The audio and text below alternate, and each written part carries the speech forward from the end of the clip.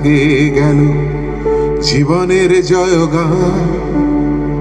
আসি অলক্ষ্যে দাঁড়ায়েছে তারা, দিবে কোন বলিদান। আজি পরীক্ষা জাতির অথবা জাতের করিবে ত্রাণ। দুলিতেছে তরি ফুলিতেছে জল, কান্ডারি হুঁশিয়ার।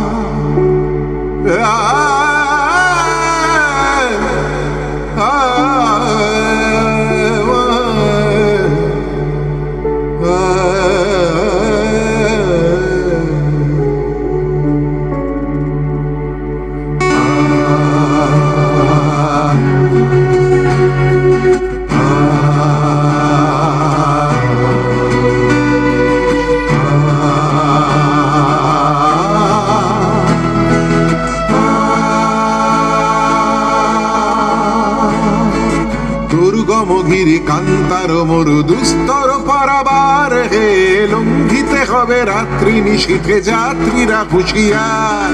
দুর্গমগিরি কান্তার মরু দুস্তর পারাবার হে, লঙ্ঘিতে হবে রাত্রি নিশীথে যাত্রীরা হুঁশিয়ার।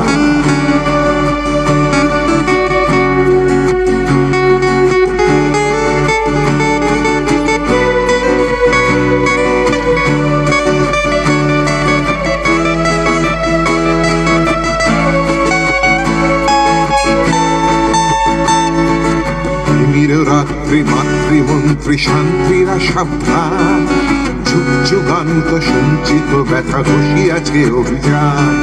ফেনাইয়া উঠে বঞ্চিত বুকে পুঞ্জিত অভিমান, ইহাদের পথে দিতে হবে সাথে নিতে হবে অধিকার।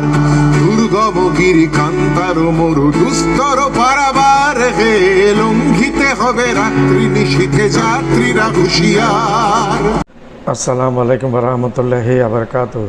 দর্শক, গলা ইনফেকশন থাকাতে এই 2-3 দিন আপনার সম্মুখে বসতে পারিনি।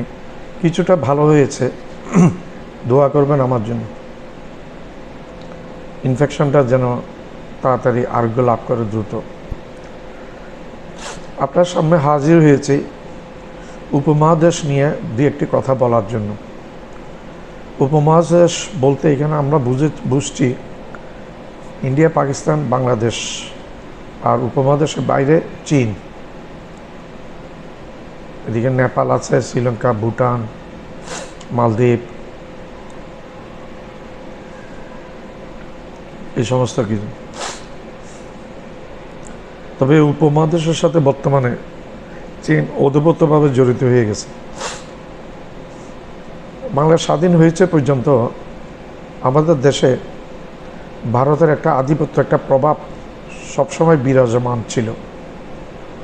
2024 সালে 2 বছর আগে শেখ হাসিনার পতনের পর থেকেই ভারতের সেই আধিপত্যের বুকে একটা ছুরি ঢুকে গেছে, অর্থাৎ আধিপত্য ভারতের অনেকাংশে হ্রাস পেয়েছে। এখন যতই দিন যাচ্ছে ততই বহুলাংশে হ্রাস পাচ্ছে। বর্তমানে নির্বাচিত প্রধানমন্ত্রী তারেক রহমান সেটা প্রায় 95-এর কাছাকাছি নিয়ে এসছেন আধিপত্য হ্রাসের। আপনি আমাকে বলতে পারেন কেমনে 95 কাছাকাছি নিয়ে আসছি? সেটা হচ্ছে বাংলাদেশের আধিপত্যের চীনে ভারতের যে প্রভাব সেটা কমিয়ে গত মাসে চীনে সফরে গেছেন তারেক রহমান এবং 17টার মতো চুক্তি করেছেন। এর মধ্যে 30টা প্রকল্প চুক্তি আছে উল্লেখযোগ্য। আরেকটা হচ্ছে মোংলা বন্দর চীন থেকে ভারতে করতে পারেন ডিউ টাইমে, যার কারণে এটা তারেক রহমান চীনের হাতে তুলে দিয়েছে। চীন করবে এগুলি সারা। এর মধ্যে আবার খুলনার ওইদিকে ওই ঘাঁটি বানাবে মোংলা বন্দরে, চীন হাব বানাবে, ইন্ডাস্ট্রিয়াল হাব, এবং তুরস্ক ড্রোন উৎপাদন কারখানা বানাবে। শোনা যাচ্ছে চট্টগ্রামে ইতিমধ্যে মিসাইলের কারখানা এবং অস্ত্রের কারখানা নির্মিত হচ্ছে অথবা হয়েছে, সেটা একটা শোনা যাচ্ছে।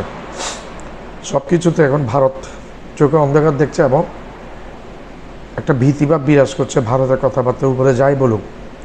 কারণ চীন যেহেতু ইনভলভ হয়ে গেছে, চীন মধ্যে দিয়ে ভারতের বাংলাদেশকে চোখ রাঙানোর ফলে চীন একটা সংক্ষেপে একটা কথা বলেছে, বাংলাদেশ একটি স্বাধীন দেশ, সে স্বাধীন কার সাথে চুক্তি করবে না করবে। তো বাইরের কোনো দেশের হস্তক্ষেপ চীন বরদাস্ত করবে না কার উপর, বাংলাদেশের উপর অযাচিত হস্তক্ষেপ বাইরে কোনো দেশের চীন বরদাস্ত করবে না। এটা মোটামুটি ভারতকে একটা সবক দিয়েছে, একটা শিক্ষা দিয়েছে। ভারত বুঝে ফেলেছে, এটা না বুঝার কিছু নেই, একটা ছোট শিশু সেটা বুঝে। এদিকে শোনা যাচ্ছে শেখ হাসিনা ডিসেম্বরে আসবে। বাইরে আপনি ডিসেম্বরে কেন আসেন? আপনি এই মাসে আসেন না, আপনার জন্য অপেক্ষা করছে। আপনি তো এমনি রায়ে কোর্টের রায়ে আপনি মৃত্যুদণ্ডপ্রাপ্ত আসামি, আরও অনেক কেস মামলা চলছে আপনার, আপনি মৃত্যুদণ্ডপ্রাপ্ত একজন আসামি। আপনি ডিসেম্বরে আসবে কেন? আপনার সবগুলো নিয়ে আপনার যারাকে আমার তাদেরকে নিয়ে এখনই চলে আসেন, ফেস করেন। ভারতীয় মানুষ এখন আপনাদেরকে পছন্দ করে না, নরেন্দ্র মোদী পছন্দ করেছে, ভারতীয়রা পছন্দ করে না।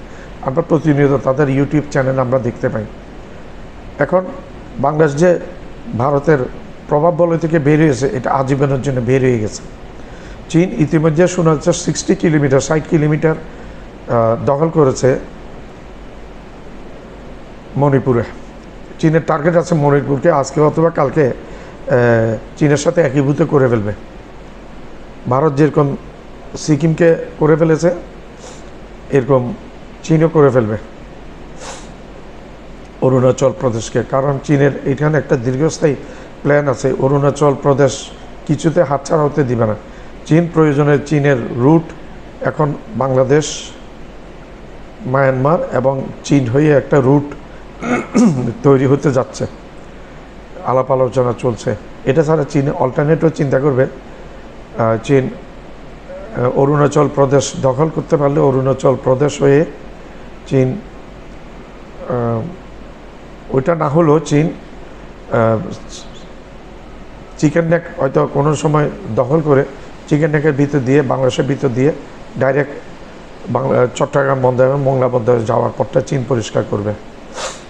আর না হলে চীন বাইপাস দিয়েও, যেমন চীন, মায়ানমার, চট্টগ্রাম, এটা দিয়েও চট্টগ্রাম বন্দর এবং মোংলা বন্দরে প্রবেশের জন্য ইতিমধ্যে কথাবার্তা চলছে।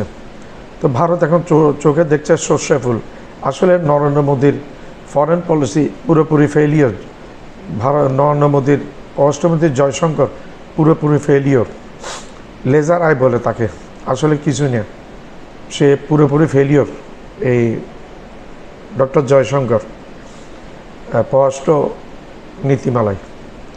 আর নরেন্দ্র মোদী একজন উচ্চশিক্ষিত না হওয়াতে যে সমস্যা আসে সেই সমস্যাটা হচ্ছে। আর হচ্ছে কট্টর হিন্দুত্ববাদী মুসলিম বিদ্বেষী এই শাসক, তার আশেপাশে সবাই এটা। রাম মন্দির, বাবরি মসজিদ ভেঙে রাম মন্দির বানিয়েছে, এখন হাজার হাজার কোটি কোটি রুপি ওইখান থেকে তসরুপ করেছে। এখন নরেন্দ্র মোদীকে রাম মন্দিরের টাকার চোর হিসেবে বর্ণনা করছে ভারতীয় রাজনীতিবিদরা। সংসদে নরেন্দ্র মোদীর কাপড় খুলে দেওয়ার মতো অবস্থা হয়ে গেছে। তো যেটা বলছি, ভারত আর কোনোদিন বাংলাদেশে একক আধিপত্য আর বিরাজ করতে পারবে না। চীন আসবে, এরপরে হয়তো পাকিস্তানের প্রধানমন্ত্রী এবং সেনাপ্রধান আসার কথা, তারা আসার পরেও হয়তো কিছু চুক্তি হবে এবং তারেক রহমান হয়তো পাকিস্তানও সফর করতে পারে। যাক, আমরা অপেক্ষা করছি বাংলাদেশের সাথে পাকিস্তানের সাথে চুক্তি হোক, চীনের সাথে হয়েছে আরও হোক, তারপর তুরস্কের সাথে হোক, ইরানের সাথে হোক, এই চুক্তি, ইন্দোনেশিয়ার সাথে শক্ত চুক্তি, মালয়েশিয়ার সাথে চুক্তি হোক, সৌদি আরবের সাথে হোক। কারণ এই বিশ্বে বর্তমানে 66টি মুসলিম দেশ আছে, 277টি মোট দেশের মধ্যে 66টি শুধু মুসলিম দেশ আছে। পাকিস্তানের সাবেক প্রেসিডেন্ট জিয়াউল হক একবার একটা হুঁশিয়ারি উচ্চারণ করেছিলেন ভারতের বিরুদ্ধে, বলছে বেশি বাড়াবাড়ি করলে তোমরা ভারতীয়রা, হিন্দুরা, তোমরা শুধু ভারত একটা রাষ্ট্র, তোমাদের আর দ্বিতীয় কোনো রাষ্ট্র নেই। বেশি বাড়াবাড়ি করলে মুসলিম 66টা রাষ্ট্র আছে দুনিয়া থেকে, তোমাদের অস্তিত্ব আমরা সবাই মিলে, মুসলমান দেশগুলো মিলে মুছে দেওয়ার সে ক্ষমতা রাখি। এই ধরনের একটা কথা মন্তব্য করেছিলেন পাকিস্তানের সাবেক প্রেসিডেন্ট জিয়াউল হক। আসলে এদের মধ্যে জিয়াউল হকদের মধ্যে দেশাত্মবোধ আছে, ইসলাম প্রীতি আছে, যার কারণে এই সমস্ত মন্তব্য করেছেন। ধন্যবাদ। আমার এই ভিডিওটা লাইক করেন, শেয়ার করেন, সাবস্ক্রাইব করেন, বেল আইকনটা প্রেস করেন যেন আগামী যে ভিডিওটা আসবে আপনার কাছে পৌঁছে। আমার এই চ্যানেলটাকে আপনারা লাইক করবেন, শেয়ার করবেন, সাবস্ক্রাইব করবেন, বেল আইকনটা প্রেস করবেন, সাবস্ক্রাইব করতে ভুলবেন না।